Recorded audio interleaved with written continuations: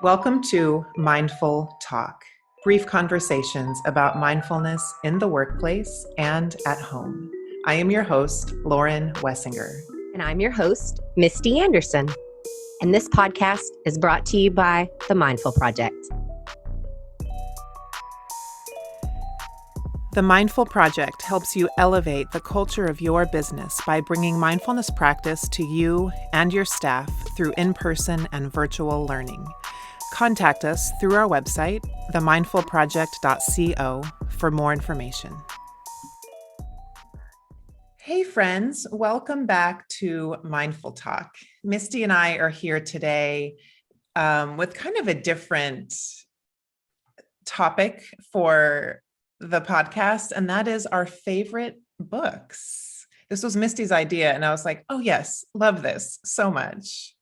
So great idea, Misti, and so happy to see you today as always. I think I'm most excited about this than I've been in a podcast in a long time, only because, well, first of all, it's not shame or failure. It's not a heavy topic. But we all there's so many of us out there that read, right? And we don't always connect in that way. But when we do, my friends that I share books with, we are lifelong friends that have this unique connection to just talk about a book and dig into a book and suggest books. And then they become like your references, So I think this is great. I hope that you'll take good books from us and then maybe throughout social media, share some books with us, because I'm an avid reader and I always like recommendations. So I'm really excited. Sounds great. Do you read books or Kindle or both? Gosh, I'm ashamed. I just got a Kindle a month ago. It's life-changing. Yeah, it is. I bought it for all this time because I like paper and I like to bend a book. I don't even like hardbacks. I like to bend a book. I like the smell of a book. But it was becoming too many. And a Kindle's just when you have little kids and it's just easy. And the paper, whatever it feels kind of like paper, looks like paper, is a lot better. Mm-hmm. So I went with it. I also listen to audiobooks, which I used to think was cheating. I don't think it's cheating, because what I found is when it comes to nonfiction, I can listen and learn a lot and then be like, okay, I need this book to buy for reference. So that is helpful too. So I think everybody has their mode that they prefer. I prefer a book. So when I go on vacation, I always take a book. I wouldn't take my Kindle, but just around the house and stuff like that. Yeah, my Kindle's really easy. What about you?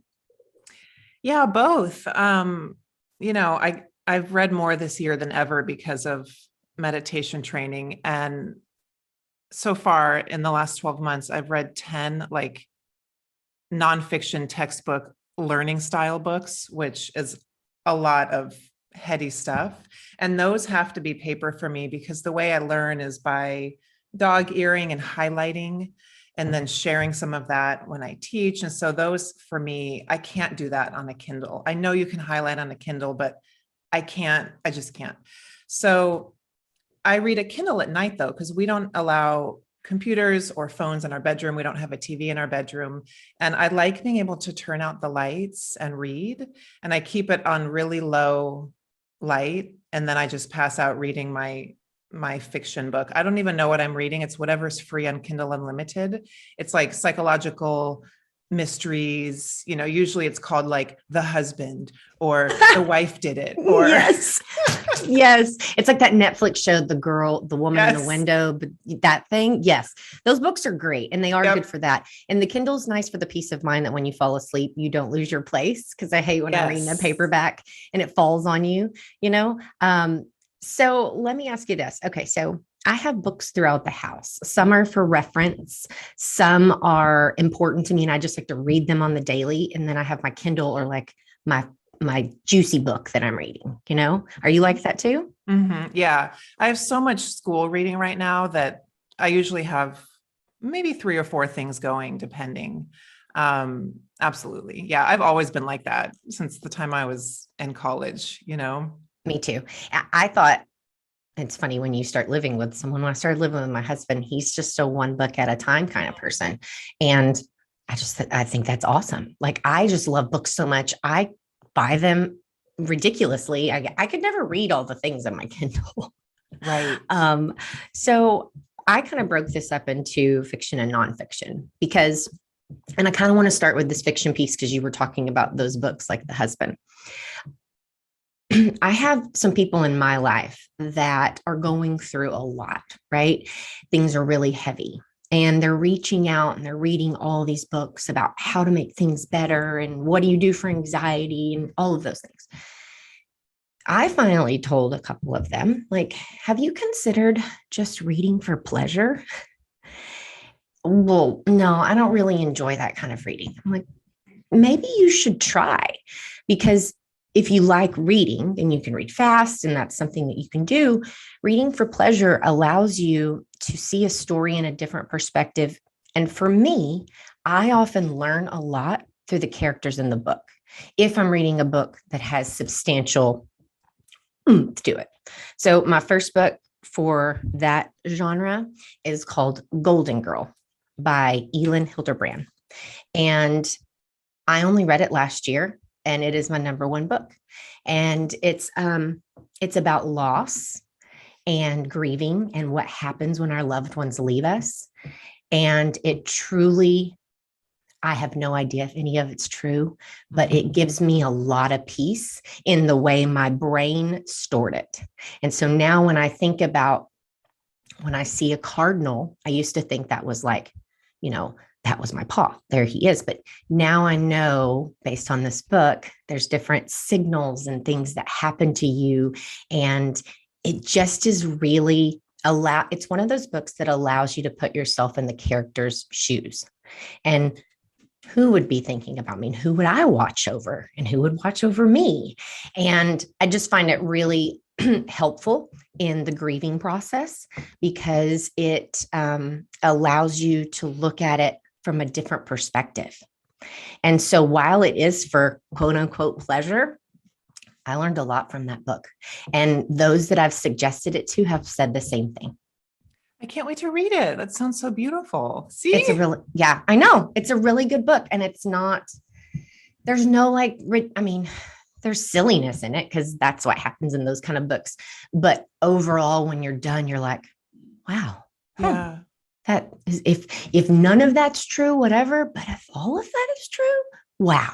Right. And that's a good feeling, like the hope of it. It almost So, doesn't even matter if it's true. It's like right. whatever it makes you feel and however it lands for you is what matters. And it actually doesn't matter if it's a true story or not. You know what I mean? That's I just walked away. If I'm ever crying or I have like a real emotional reaction at the end of the book, those are kind of the ones I let myself like, I don't jump right into another book because I kind of need to let it sit with me. Like, why did I have that reaction?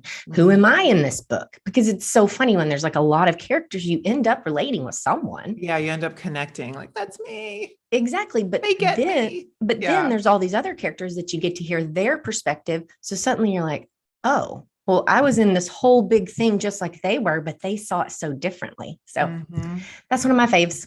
I can't wait to read it. It's really good. She's a really good writer. She writes a lot of beach reads, but recently she's gotten a lot more like deep. So in a good way, a lot of family dynamics that you can relate to, which is always helpful for people to not feel alone that your family's the only crazy one. Right. Do you have any fiction? Yeah.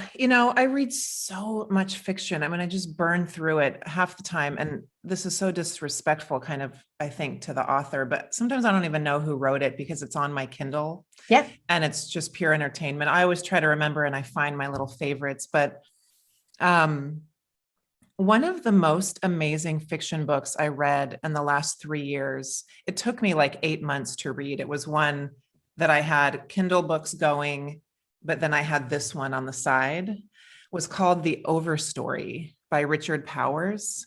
And it's fiction, but it reads like it's a true story. And it's the story of 9 separate lives and how they eventually merge at the end to address the destruction of the forests. And in each of these 9 separate lives, their lives all surround some story about a tree. and the evolution of maybe a seedling and how it grows to a mature tree. Some of them die, some of them get caught in fires. And it is, I don't even know how this came out of his brain.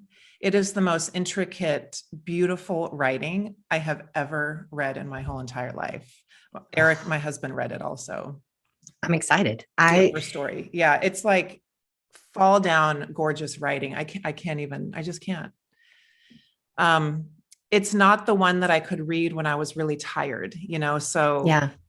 But gosh, sometimes authors just blow me away with their vision and then their detail and how they bring a story to life. I'm really big on characters and settings. And I feel like the very best authors can just literally make you feel like you see everything.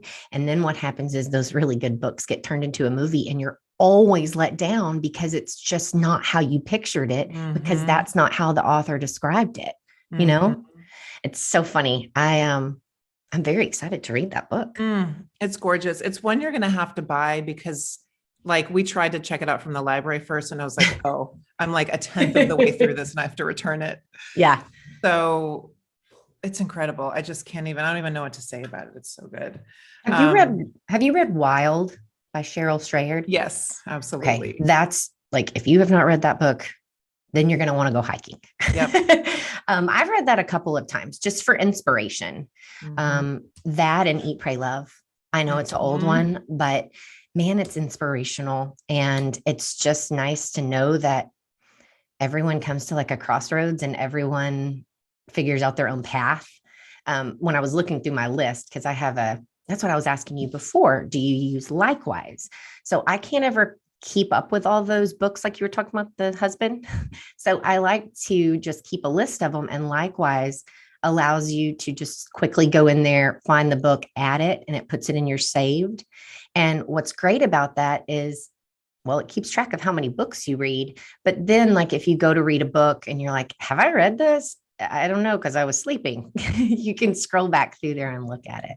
I love that, because sometimes I'll download a book from my Kindle and I'll be 20 pages and I'm like, wait, I read this. Yes, exactly. I scroll through that list a lot. I also have a want to read. So when I'm finding something, and the app kind of looks at what you read and makes suggestions. So I've found a ton of books through that as well. But when I was scrolling through that list of books I've read, Eat, Pray, Love, and Wild were there. They were at the bottom because it's some of the books I read, years ago. A long time ago. But it's similar to the book you just said. There's some books that just stick with you, and the story can actually be reread, and it's still I read Eat, Pray, Love, I think when I was 30, maybe. And that was a really big changing point for me. I read it again last year just for fun because I found it and I was going to donate it. And I was like, oh, I'm going to read it before I donate it. I looked at it so differently as a mother of two and a 41-year-old. It's crazy. So if you have right, it's again, going back to the putting yourself in someone's shoes.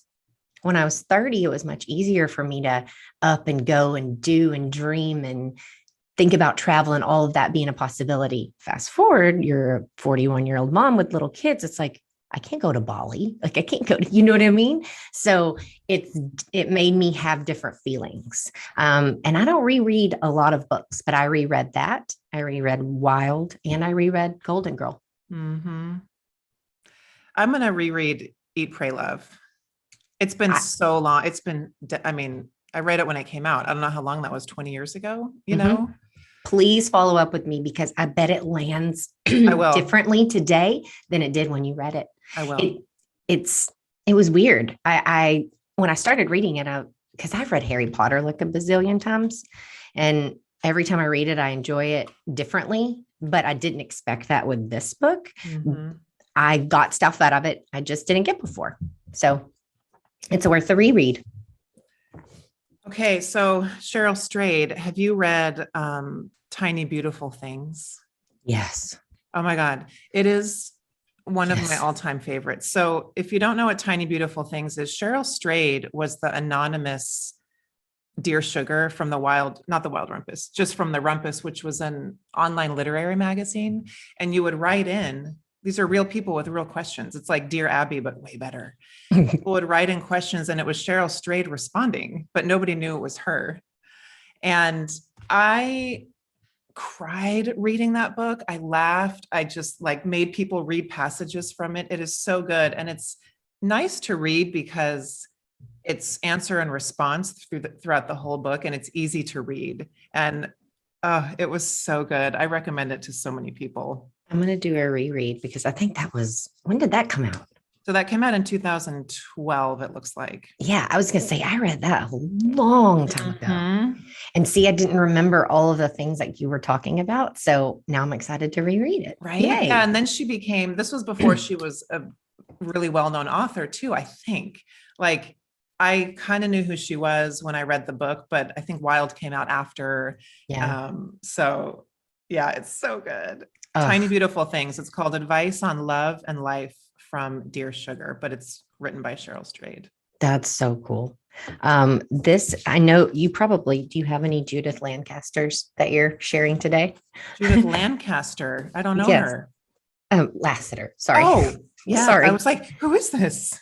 Judith Lassiter. I don't. So this is not really like a book, but it's called A Year of Living Your Yoga. Get this. It is so great. It just has a little passage every single day. I read it, and man, there's so many times that I just pick it up and I'm like, you're right. And then I think about it several more times throughout the day. It is a helpful little book. That's a beautiful book. I'm actually doing a yoga training with her, and I did 2 hours with her yesterday, and she talked about that book yesterday. Really? And what it was she's a celebrity to me. I know, she's a yoga celebrity. She's so great. She started Yoga Journal magazine, anyone that's familiar with that magazine, in the 70s. And I know. So she was talking yesterday in training about in the seat of the teacher, not talking smack about especially in these kind of practices. It's just not my Instead jam. of, pre-planning so much, over time, we get to the point where we want to each of their the own. Practice to just come through us as the what else? vessel, What else right? And then is one share more it with our thing you students. think And she said she would say all these things we do that well, she never and then what's planned one that were like thing we can work these on? pithy, And then we'll potent little close. statements. And one of her students would write them all down. And then after several years, the student was like, Judith, I have all these amazing things you've said. You should make a book out of this stuff. And that's that book. No, Yeah. that is awesome. Now it means even more to me. Right? It's really good. It's not like, let me find one. Okay. Yeah, read us one. Okay. What is today? Today's We're just May gonna 8th. I mean, sorry, March 8th. March 8th. Okay. So it says, don't respond to yesterday's bell. When we hang out in the past, we miss experiencing the fresh breeze of this morning. Regardless of yesterday, notice what arises in your practice today. Enjoy your experiences. And it's just nice because sometimes I'll be in a funk and then I'm like, yeah, enjoy my experiences. I should do that. And it's just a nice reminder. And it's really good. And they're all really short. Some of them are very profound. Like, Yeah. I'm like, oh, is she talking to me? So I would really this is one of my faves. That one's short and sweet, but it's still really powerful. Like what she was talking about yesterday was how contentment, sure, some people want happiness to be the goal, but like contentment in yoga, it's called samtosha, is where it's at. I mean, when you're content, everything is possible. You're not like, I'll be happy when I lose 20 pounds, or I'll be happy when I finish that book, or when I finally get married, or finally get that job, like that's such a place of pain, so that short passage you read is actually so simple. See? And so powerful. Yeah, they're really good to read. Okay. You go next. Okay. I think the last book I'll share is one that this is my more, well, I'll share two if we have time. There's a book called Belonging by Tocopa Turner, Tokopa Turner. And I got it a couple of years ago. It took me a long time to get through. It's very dense, but it's one of those books where on every page, there's the most gorgeous sentence highlighted. And I've been sharing it in teaching yoga and meditation, and even like some Zoom call for something else that I'm presenting in. She has such a way of talking about how belonging is everything. belonging to ourselves, to our body, to our communities, belonging to our grief, to each other. And she has quite the story of her own healing. And similar to the Overstory, I'm like, where does she come up with this stuff? I mean, it's from her own experience, but it's so beautiful and so relevant. And every time I read something from it in a class, somebody's like, please send me that passage. You were speaking directly to me when you said that, and that's how you know it's like a good, when everybody can connect to it, it's one of those books. Oh, I love that. I wrote it down. I haven't read that. Okay. For the sake of time, I'm going to my last one. This is called Trauma Sensitive Mindfulness. I was hoping you would bring that one. I know. It's the best. I saved the best for last. Practices for Safe and Transformative Healing by David. How do you say his last name? I think it's Trey Levin. Okay. I didn't want to mess it up. Trey Levin. Okay. So when I bought this book, I bought it from the teacher's perspective. I wanted to learn more about how trauma sits in your body and how I can help my students. What I found was, and the reason I bought it, because I started as an audiobook, is that it spoke to me personally, and trauma that was in my life and in my body that I really hadn't even thought about. And perhaps I thought about it, but not in the way of, this book explores the notion that we're conditioned to think like the military, things like that. Those are people that experience trauma. Me getting, left at the mall by my mom when I was in second grade, that's not traumatic. The book looks at that as it doesn't matter what the situation is, it's how it lands in your body. And that trauma and the way it lands is always in there until you do something with it. And so it's really dense and it's very powerful. I've recommended this book to several people I know that have personal trauma in their life, and they've struggled reading it because it is so like, oh my gosh, that's why I feel this way. Holy cow. It's like therapy in a book, honestly. And so I would say, like, if you have any trauma you feel like you have, or you have any of your loved ones, it gives you such a good understanding and a great way to help and really be there and support those people. He also says 90% of Americans have experienced trauma. So most of us out there have some sort of traumatic event, and most of us have more than one. Mm-hmm. And this book gives you a really clear, understanding of what it is, how it impacts us, and then how you can kind of change things and start a mindfulness practice that's healthy and lead you in the right direction. Yeah, it's an excellent resource. He has an online course also for anybody who, I think he has a section for anybody who wants to take it for themselves personally. And then he has one for teachers on his website. I've looked into those too. I was just the audiobook's really good too. And it's him reading. And with audiobooks, you can slow up and speed up or whatever. So I usually speed up till they're talking kind of fast, but I made it like normal this time. And I was able to be like, okay, I'm going to stop right here. I'm going to go to the book, and then I'm going to look and highlight that area. Mm-hmm. So I kind of jumped back and forth because I found it really difficult to just read myself, but because it was so heavy and, packed with good information. Good. I'm glad I would highly, yeah, it's a not fun subject, but it is a very, very helpful book. I've connected in a lot of ways with a lot of people through this book. So that's the last one I got. Awesome. Yeah, this was fun. It was like a giant book club. I'm wondering if people would be interested in a book review on meditation books, mindfulness books, since this is Mindful Talk, the podcast. So when we post about this episode, if you guys could go on Instagram and comment like, yes, I would love a meditation book review or a mindfulness book review, that would help us know if there's interest, and we'll do it sometime. I love that. Yeah, because we have lots of tools that we use. I mean, I have several books and a journal and all things we'd love to share with you. So, but thanks for being here today. We hope everyone enjoyed it. And I really hope that you got one book that you can take and go and dig into it. and let us know. We always appreciate the feedback. Thanks for everything, guys. We'll talk to you soon.